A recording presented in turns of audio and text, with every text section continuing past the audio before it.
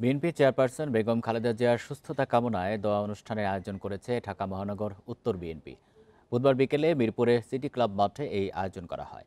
অনুষ্ঠানে উত্তর বিএনপির আহ্বায়ক আমিনুল হক খালেদা জিয়াকে গণতন্ত্র এবং ঐক্যের প্রতীক হিসেবে তুলে ধরেন। বলেন, তিনি শুধু বিএনপির নন, দল মত নির্বিশেষে সবার অভিভাবক।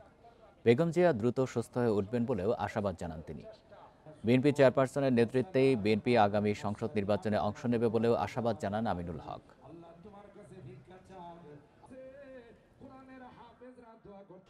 আমরা সকলেই আজকে এখানে সমবেত হয়েছি আমাদের প্রিয় নেত্রীর সুস্থতা কামনার জন্য।